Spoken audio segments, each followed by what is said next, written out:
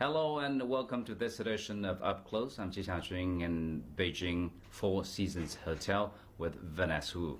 Welcome, Vanness. Thank you. And congratulations on your new album. Thank you. Well, it was released in July this year. Yes. It was the first one in 2 years. Yes, close to 2 years. Yeah. Right. What can you tell us about this album?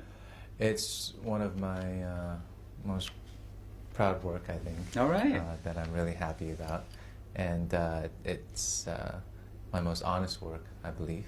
And, it's part of me. It's like my baby. And, All right.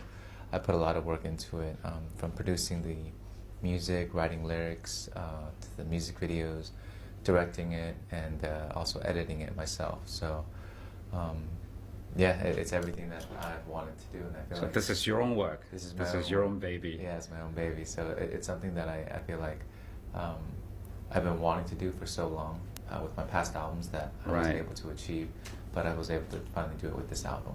This is so unusual because if you take another look at the music industry, it's been challenged by everything going digital, and some musicians would choose to retreat, say, to some other areas. But here, you are here with your new album. I've always loved music, since I was a kid, and I believe that music is one of the most important things in life. It brings so much joy to people, and it sets, I believe, the tone and the mood, no matter where you are, what kind of atmosphere you're in. As long as there's music, you're able to feel something. And I feel like it's important for people who love music to continue to do it, no matter what, what the outcome is. I believe that lovers will always outwork the workers, because my love for music, it's not work. It's creating, it's life. You enjoy the whole process of doing it. I love it. I mean, I've always wanted to do music, but first I did the TV drama instead. So this is really my first time that I'm able to do a full album, to where I feel like I was able to put in 100% of myself into it. As before, it was really dictated by the record companies or management companies, or what they think I am, who they thought I was. So you also mentioned you did a lot of work in this album. You did composing lyrics. Right. They gave me the title visual director. I don't even know what that means, but all I know is just from everything that you see, from the designing process of it to the pictures, the clothing, everything, the layout of the whole album, I pretty much discussed with the whole team, did it myself, certain points, and that's what you have in your hand. So that's pretty much you were in control this time for this album. Yeah, pretty much. I mean, are you someone who likes to be in control for your own works, or are you also someone who could be comfortable when everything is arranged by people around you? Well, I mean, I'm more comfortable handling everything myself, but I tried that in the past, and I realized you really have to just start trusting people, and I was really blessed with a very competent team this time that were able to handle the things that I needed to be taken care of, and really understood what I needed to, to move forward on every small project. Different Man. Yeah. What's his name? Different Man. Because it's a different album. Surely you're different from years ago. Yeah, well, I think that's pretty much it, because there's so many different ways to express different, there's so many different meanings to different. Different Man, there's many different angles and different versions. There's a soft gentleness, there's the cool, there's the witty, or there's, so Different Man really just wants to actually convey a message of, I'm actually growing up from the past, hopefully, right? From where I was to where I am now, a lot's changed, and other than that, also, I want to give the message and the energy through the album, through the music, that it's about wanting to be different, wanting to be better. Everybody, I believe, wants to better themselves in some way, shape, or form. And I feel like once you make that commitment and saying yes to being different and to being better, you're already halfway there. So the album is kind of like my journey from being, the way I was before, which was, immature, still growing up, still naive, Right. To being who I am now. You first got to known to your fans in 2002. 2002, yeah. So in the business after 10 something years, and now being where you are today, you're able to be this different man To be a different you always man. wanted to be. Yes. Yeah. So, but I guess in those first years when you first got into the Right. showbiz, it was difficult. It was a different story, right? Yeah, it's a different story. It was difficult because I was young. I really wasn't well prepared mentally, I believe. But it seems you always wanted to be in the yeah, showbiz, I mean- right? You dropped out of university. Yeah, I did. Don't do that. Well, But I actually, yes, I left, school because I felt like, that really wasn't for me. And when I say I wasn't prepared mentally was everything that's going to come with the job, what the job entailed. I just wanted to do music. I wanted to perform. I wanted to dance, but I wasn't prepared on how to handle what came with it. And what happened was the fame that came with it so quickly, nobody was really there to mentor me or to help steward me into the right path. But did you have any, say, expectations about, the future world that you would be facing once you're in? I mean, everybody dreams of becoming Big, successful. big, successful, well known, and that's all natural. I mean, Yeah. no matter who you are, you have some type of desires in that field. But I feel it's how you embrace it and how you cultivate it and how you're able to be responsible with it. I had nobody here to teach me that, and I was just dealing with what the companies would tell me or what people around me would kind of tell me. But even then, they don't really understand fully to the extent of what's going on in my life and how to even understand it. I mean, Your sister didn't give you any my tips? sister, I mean, my sister treated me always as just being me, as her younger brother, and to just always love and care and be positive and try to be, a good person. There's only so much and so far you can do as trying to be a good person, trying to be rather than just being, So it wasn't really until later on that I feel like now I'm able to just take a step back and say, I understand it, and it's really not as important as I thought it was, back then. But it would be difficult for those, starters and for as a new guy in this business. But when you first get, you returned from the States to Taiwan, and then you were kind of in the show business, Right. but not officially signed with any labels. And what were you expecting? You wanted to try your luck, or?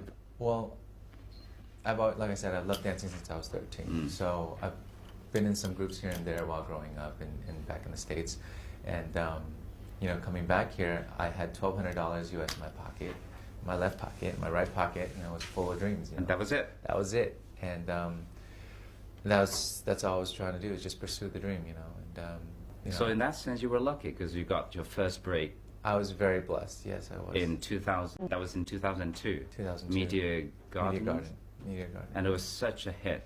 It was a huge success, and I'm very grateful for it. Yeah, and it just took me on a roller coaster of a ride.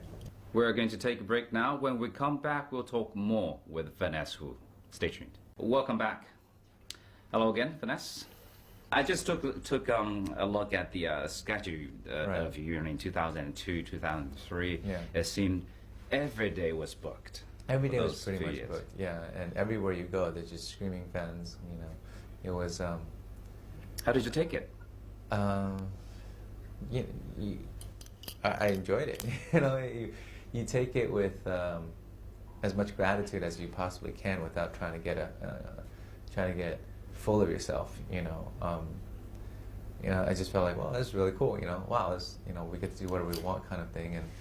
And the fans, they were so supportive and so loving, and followed us everywhere. And you look out the window, screaming fans just waiting there. And that's a crazy feeling. For somebody who was 22 years old and just all of a sudden started the business after after trying to be in the business for 6 months in Taiwan, all of a sudden reaching that success within a year. It was very overwhelming. What would you say if it happens today? What would you do differently then? Oh, you need God. That's what I would say. You need to meet God. I need to introduce you to the Lord, and because after I really accepted Christ and became Christian, that's when I really understand what it means to appreciate something, and the gift of just giving, and that is how you receive, and now it's just so much better. I'm able to appreciate every single day and minute of my life, to understanding that even when the bad comes, it's still good. To be a Christian also changes your life, attitude, lifestyle. Yes, yeah, to being Christian and understanding the love of God is very, very wonderful. I feel like my life is so much better. And but in those early days, you were not yet a Christian. I was Christian. I was actually Buddhist when I came to Taiwan. Right. And but then halfway through, I started going to small groups and understanding what Christianity was about more and more. Right. Then I converted, but I was never fully devout. I was never really fully walking with God. When I was preparing this interview, the questions for this interview, and also I talked to your fans on the internet through Weibo, and I said, do you guys have any questions for Vanness? And lots of questions from your fans over there. And some questions, some people are now asking, when are you getting married? Yeah. Things like that. I mean, they ask lots of these questions. And to be an icon, it's wonderful, but sometimes you have to face the reality of these, sometimes very private questions from the fans. Yeah.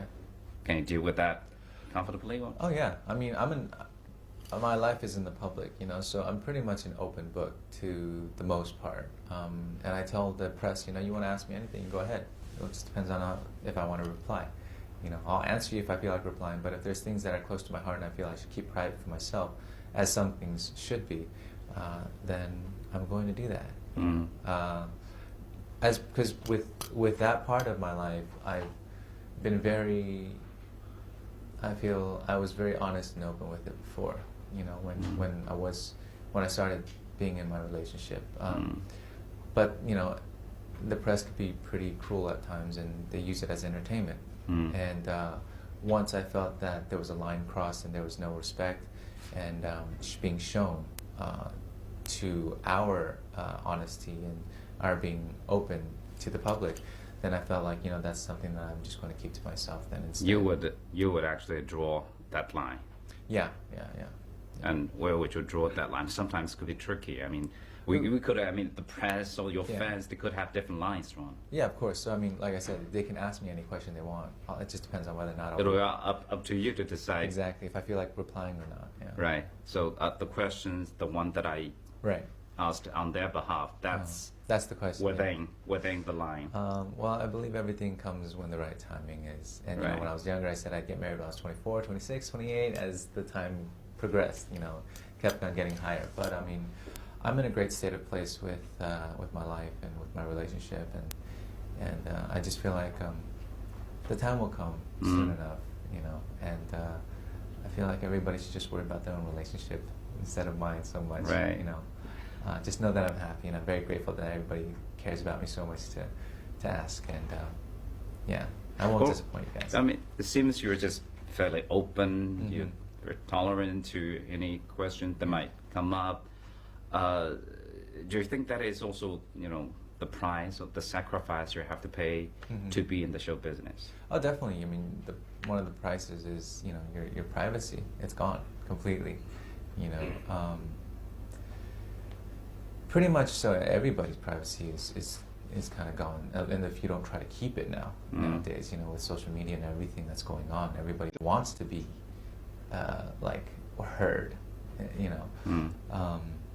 But yeah, I mean, it comes with it. You know, you just take it day by day, and you understand that it's part of the business, and you do the best that you can to be happy with it.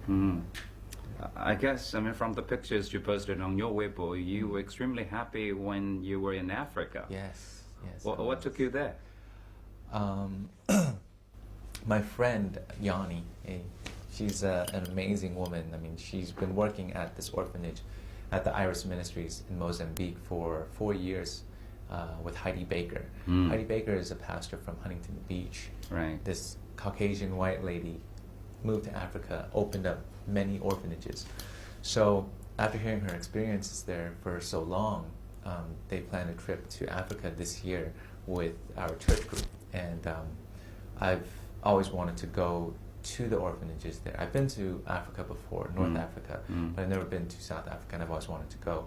And so I said, yeah, let's go. And I really wanted to go this time with, you know, just with people that I'm very familiar with, and a small group rather than a big organization. Really wanted to be hands-on. I really just wanted to go and be myself. Yeah. Yeah. And the experience could be totally different. I mean, when you go there, when you see the kids in a different continent, different country, total different living environment, different life, I would say. How do you see the differences? It's a definite game changer, you know, being there and seeing it. You know, give you a whole new perspective on life, more so than it did before, because this time being more hands-on, I feel even more obliged to do more than I'm doing now, you know. And I just feel like this is not real. This is somewhat my reality, but then there are people's reality that are just so different from mine, and I feel like, you know, I have to be able to keep reminding myself that that's happening right now, you know, and that there's something that I can do about it, and I should do about it. We as people should do about it. We as people should want to see this world a better place rather than just for ourselves. And being there, being with the children, and just seeing that, hanging out with them, taking them on the beach just to grab a soda, changes their day, changes their month, you know, makes them so much happier. And the little things in life is what really matters and what really counts. And you know, you go back to basics. You strip away all the glam and all the lights and all the mirrors, and what you have is this pure innocence and truth of life. You know, and you know, being there, I was with this little girl, this orphan, who was 2 years old. Her name is Demira, and I was showing her her face on my iPhone through my camera on my iPhone, and she was she probably could look at herself all day, because there's no mirrors in the orphanages. That when she saw herself, she was so surprised that was her face, and she starts making faces, and she was, the look on her face was just priceless, you know, and that's something that that I just think is so beautiful, and I want to be able to keep experiencing that. We're going to take a break now. When we come back, we'll talk more with Vanness Wu. Stay tuned. Welcome back. Hello again, Vanness. When you visit those orphanages and when you are in the charity, and people say you're there helping out, you're helping them, but at the same time they also feel they're actually giving back to you some sort of help. Yeah, I mean, that's why in the Bible it says, you know, the way we receive is when we give. You know, that's how you receive more, you know, and that is so close to the truth. I mean, that's the truth itself, you know, like when I give to people, I don't feel like, oh, I'm giving. Yes, it gets spent sometimes, I'm tired, but what you receive back is just something that you take away, and that is just, that charges you, you know, and that's what it is. It's a cycle. It's just giving and receiving, you know. Well, that definitely shows a different side of you. Yeah. All right. So. There is another different side of you is when you were seen on TV diving. Yeah. Stars in Danger. That was quite a show. Then people would understand, hey, why taking the risk? I mean, it could be very scary standing up on the platform 10 meters high. 10 meters, yeah. It was pretty scary. It was really scary. Are you an adventurous guy? Or? Yeah, I'm a bit of an adrenaline junkie. All right. Yeah, I really like to. So that's why you wanted to do it. Yes, for some aspect, but I also believe that everybody loves to challenge themselves in some way, especially men. you know, men love to be adventurous. They love to explore, you know, and they want to see what they're actually made of. If they can do it, I think that is something that every man asks himself: am I able to do it? Can I do it? You know, and am I man enough to do it? You know, so when the challenge came to me, I was like, it's very interesting. I've always been interested in diving. I love, you know, how they're able to do such beautiful different maneuvers and then land in the water so, you know, perfect. And I was very curious. Could be aching though. Yeah, it could be very aching. I mean, it's, yeah, and so it really was something that I was curious about, to see how they actually learned and what's the process. So when I was approached with this, and I love to be able to learn new things, and you know, while I'm working, you know, and I feel like I'm a student of life still, no matter what, always. And learning is something that you can never grow old of, and you can never get sick of, because there's something new out there that you can learn, everything, everywhere, you know, and this was just part of it. And, you know, all I wanted to do was go out there and learn something new and enjoy it and have fun. And I did. I had such a wonderful time. And I got out of it even more than I did put into it. You know, again, receiving more than what I was giving. You know, I just thought I was going to learn something, you know, learn a new sport. But instead, I through each time that I had to jump on the diving board, you know, it was really nerve-wracking. I was really nervous at times and scared that I wasn't going to be able to do it. But it was through constant prayer and constant connection with just, you know, in talk with God. And that actually gave me the peace and the joy and the childlike heart to really enjoy the process and really enjoy the diving. Well, you learned your diving skills, but I guess, I mean, from watching that program, we could kind of feel that it's not just the diving skills. It's not only about the TV exposure. Yeah. It's really when you walk up to the platform 10 meters high. Yeah. You have to overcome the fear inside. Yeah. That whole process could be even more valuable. Exactly. Than winning whatever title that could be. Yeah. I mean, once I actually landed at 10 meters in practice, I was like, I'm good. I'm done. You know, like, I don't need anything else. This is all I needed. I just needed to know if I could do it. I just needed to know if I said, Vanness, today you're going to dive 10 meters. And if I'm going to say, okay, I'm going to do it. I'm going to challenge myself. And I'm just going to overcome. And I did it. And once I did it, I was like, okay, you know, I'm good. You know, like, I don't need anything else. I don't need to win. I don't need anything. You know, I don't need any of it. You know, I've already proven what I needed to prove to myself. That's a quite exciting experience, I would say. One of a kind. I'm not quite sure if I would be able to do it actually myself. You know. But let's move on to the next part of this interview, because it seems, you know, to everyone, to your fans, to the industry, you have the whole package. You have the looks, you have you know, your dance skills, and you have the whole package. But we don't really see you that much in films. Yeah. You did a few. I did a few. And you were even nominated for Best New Artist in Hong Kong, but you didn't do much. Afterwards, I think I really wanted to try to focus on the music, and then other than the music, the TV dramas that came in, and it was just a really part of my life where I was just really picky with a lot of things, and I feel like the early stage of my life, I was actually, my character was a bit just immature. You know, my heart was just still immature, and I was more envious at that time of other people, and prideful probably too, and definitely prideful, about certain things, and you know, would say like, well, why am I not being able to shoot the movies that I want to shoot? Why can't I do that? Or why can't I do the music that I want to do? You know, so I think that was a lot of struggles, you know, inner struggles that I was going through that kind of really kind of stopped me from progressing more and more into other things, you know. So to be more mature, to be able to understand people from their perspective, is that the biggest change that happens to you, say, after over 10 years in this business? No, I feel like the biggest change is just really understanding and knowing my own identity of who I am. You know, this does not identify me. Being an actor does not identify me. Being a singer does not identify who I am. You know, being Vanness Wu, you know, son of God, Christian first, entertainer, artist, actor, singer second.